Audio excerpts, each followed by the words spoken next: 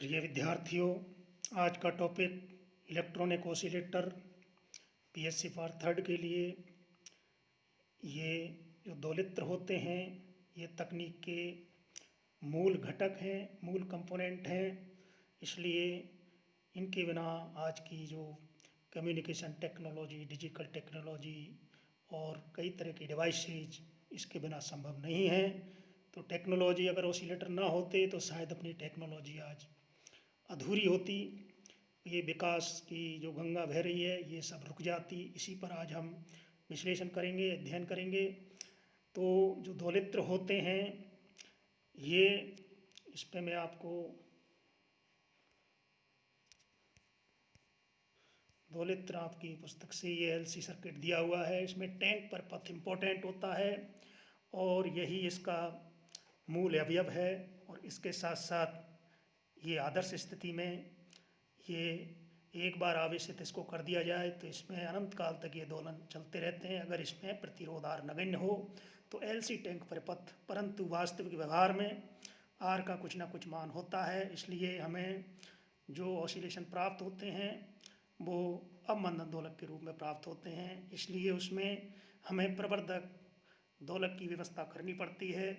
इसी संदर्भ में हम आपसे ये इसका जो तथ्यात्मक जो कुछ तथ्य हैं, oscillator is an electronic circuit that generate a periodic wave form on it output without an external signal source. ये बिना किसी बाह्य स्रोत के ऑसिलेटर सतत रूप से आपको आउटपुट देते रहते हैं, यानी डीसी को एसी में कन्वर्ट करते रहते हैं।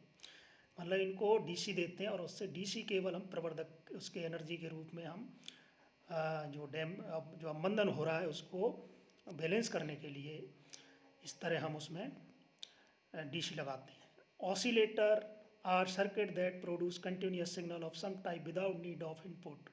वो सतत रूप से सिग्नल देते रहते हैं 20 हर्ट्ज से 20 किलो हर्ट्ज ऑडियो फ्रीक्वेंसी में या रेडियो फ्रीक्वेंसी, चाहे जो फ्रीक्वेंसी हम लेना चाहें से ले सकते हैं।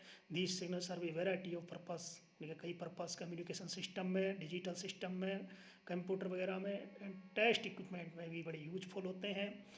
इसलिए आज इनके बिना कल्पना करना तकनीक का असंभव है। इसी पर हम आज जो इसका जो मेन फंक्शन है एल और सी, ये दोनों समांतर में होते हैं लेकिन वास्तव में इनका कुछ प्रतिरोध इनमें होता है टैंक सर्किट में भी, तो उसको हमने यहाँ आर से रिप्रेजेंट किया है। तो L C is a tank पर पथ, ये व्यवहार में इस तरह हम दिखाते हैं। और इसके ऑसिलेशन हैं वो इस तरह आपको एक एक्सपोनेंशियल आयाम, इनका एक्सपोनेंट डिके होते हुए और ई और टी के बीच में, यानी जो विद्युत वाहक बल है समय के साथ अवमंदित होता जाएगा इस आदर्श स्थिति में।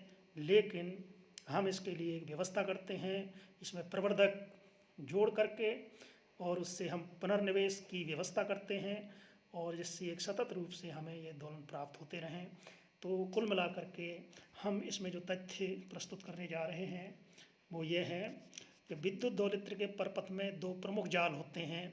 एक पहला ट्रांजिस्टर प्रवर्धक जाल, जो उसके जो प्रवर्धन गुणांक है ए, वो उसको प्रस्तुत करता है और उस परपथ के लिए ए उपलब्ध कराता है। और दूसरा पुनः प्रदाय जाल फीडबैक नेटवर्क, जो बीटा उपलब्ध कराता है। और बीटा बीटा यानी पुनर्निवेश गुणांक। तो दोनों परपथ, जो एलसी परपथ को हम दोनों परपथ कहते हैं, उसको ट्रांजिस्टर से समुचित जोड़कर और दोनों परपथ को समुचित जोड़कर उसके सिरों से विद्युत वाहक बल के अंश को ट्रांजिस्टर द्वारा पुनः उसके निवेश में पुनः इसके विद्युत अंश को ट्रांजिस्टर द्वारा प्रवर्धक कराकर समुचित जाल द्वारा फीडबैक नेटवर्क द्वारा समान कला में प्रेरित करके दोलनों को सतत चालू रखा जाता है। कहने का मतलब ये है कि जो भी हमारा जो दोलित्र परपथ है, दोलनी परपथ, उसके आउटपुट को हम ट्रांजिस्टर से प्रवर्धित करते हुए और उसको वापस फीडबैक के द्वारा, जाल के द्वारा इनपुट में सिग्नल दे दिया जाता है और सतत रूप से जो क्षति होती रहती है, निकाय शक्ति की हानि आविष्कार की क्षति होती बनी क्षति की, वो क्षतिपूर्ति करता रहता है, जो क्षति हुई उसकी पूर्ति करता रहता है। इस हेतु ए बीटा यानी बर्कहाउसन कंडीशन, ये प्रतिबंध हम उसके लिए स्वतः दोलनों के लिए आवश्यक है। ए उस जो ट्रांजिस्टर प्रवर्धक जाल है उसके द्वारा उपलब्ध कराया जाता है, बीटा पुनर्निवेश जाल द्वारा उपलब्ध कराया जाता है। दोनों का मल्टीप्लिकेशन 1 होना चाहिए, यानी हमारे जो कंपोनेंट उसमें होंगे वो इस तरह के होने चाहिए कि ए बीटा 1 हो, यानी प्रवर्धन गुणांक और पुनर्निवेश गुणांक का जो है मल्टीप्लाई वो आदर्श स्थिति में 1 होना चाहिए, परंतु व्यवहार में ए बीटा का मान 5 से 10% कुछ ज़्यादा मिल जाता है। ट्रांजिस्टर दोलक की आवश्यक शर्त है। अब हम ट्रांजिस्टर से जब हम प्रवर्धन कराते हैं तो उसमें और फीडबैक सिस्टम के रूप में तीन बाधाएं काम में लेते हैं, Z1, Z2, Z3, और एक ट्रांजिस्टर पर्पस से हम बीटा उसका प्रवर्धन गुणांक ए लेते हैं जो उपलब्ध कराता है। उसमें हम देखते हैं कि ट्रांजिस्टर दोलित्र में x1 + x2 + x3 = 0, अर्थात ये कंडीशन फुलफिल होती है, ये कंडीशन फुलफिल होती है और कुल कलांतर 2 पाई होने के कारण ये शर्त हमें 2 पाई कलांतर होना चाहिए।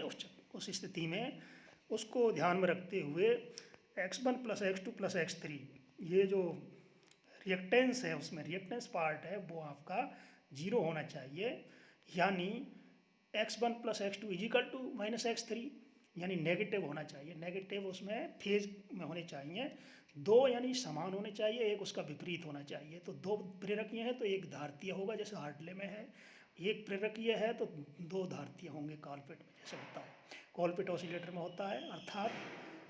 और ये इसका जो धारा लाभ HFE है बीटा वो x1/x2 ए बीटा = 1 होने के कारण ये शर्त से हमें HFE इसका मिलता है x1/x2।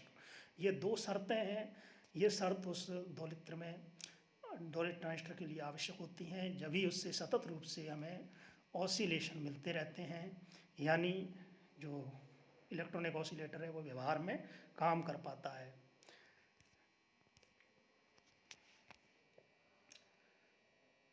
यहाँ पर हमने इस चित्र को दर्शाया हुआ है, यहाँ पर ये इसमें जो चित्र है ये है Z1, Z2, Z3, इसमें x1, x2, x3 इसके वो पार्ट हैं।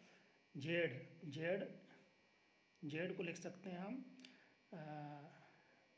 ये देखो Z1 = jx1, Z2 = jx2, Z3 = jx3, यानी शुद्ध प्रतिघातीय अवयव हैं x1, x2, x3, और तीनों को हम इस तरह ये कंडीशन निकालते हैं, किताब में सब यहाँ आपको सॉल्व किया हुआ है। x1 Z1 ये x1 + x2 + x3 ये आता है जैसे मुक्त रखने के लिए, यानी समान कला के लिए ये शर्त आवश्यक है। और ए बीटा से और ये एक शर्त आपकी ये आती है।